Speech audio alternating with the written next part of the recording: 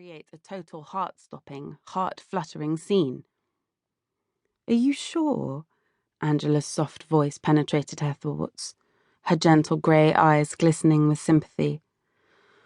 "Am I fuck?" Carrie laid her head on the table and bashed it a couple of times. It hurt. "Carrie?" She lifted her head and said with a weary sigh, "I'm not fine at all. I feel pants." Seeing Richard had knocked her sideways, out through a glass window, 75 stories up, and she was still hurtling through the air. Her response was 10 times worse than she could have imagined. Out of sight, out of mind had worked pretty well for her to date. Whoever talked about opening cans of worms had known their onions. She wished she'd walked out of the cinema as soon as she'd heard the name Richard Maddox. Probably the shock of seeing him again, as it were. Angela lifted her shoulders in a helpless shrug, her brave attempt at reassurance at odds with her bewildered expression. She and Carrie were so different.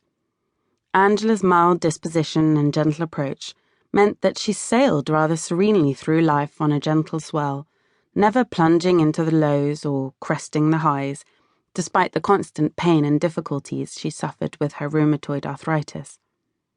Her affair with a married man that resulted in Jade was the most out-of-character thing that Angela had ever done, and even now Carrie had difficulty in believing that her sister had been swept away enough to commit adultery.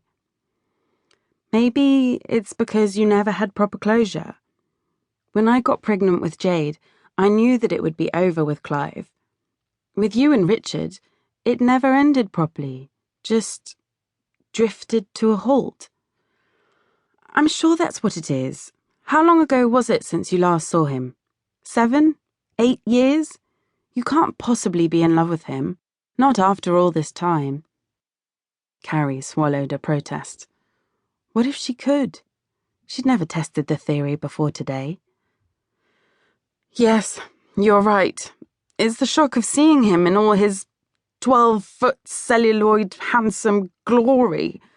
That's what had made her heart beat 1,000 times faster and deepened the hollow feeling in her stomach all the way to Australia.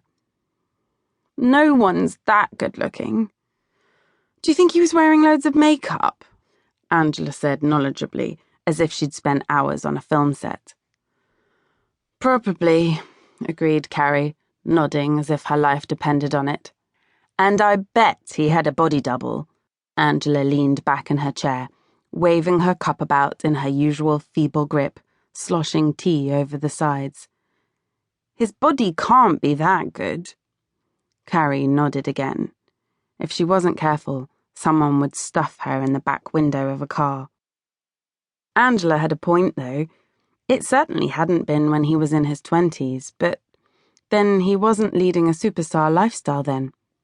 You don't exactly fill out a scrawny frame when you're existing on baked beans and fish finger sandwiches, living in an unheated, mould-ridden flat off Cold Harbour Lane in Brixton, shivering off any muscle tone to keep warm.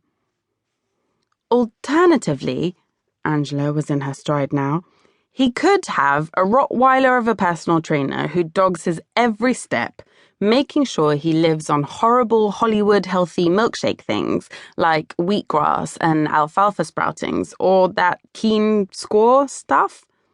Carrie smiled as Angela pulled a blech face. And he must wear contacts. No one's eyes are that blue. Richard's were. To hide the ping of protest her heart made, Carrie let out a mirthless laugh, cupping the mug of tea to take a sip. Sweet of Alan to come with us. Angela's eyes were guileless and her smile kind. Subtle. Angela shrugged. He's lovely. You've been seeing each other for a while. Carrie didn't say anything. Do you think something might happen there one day? One day, I guess. Carrie had been giving it more thought recently. He made her happy. So happy. They were good together. She loved him.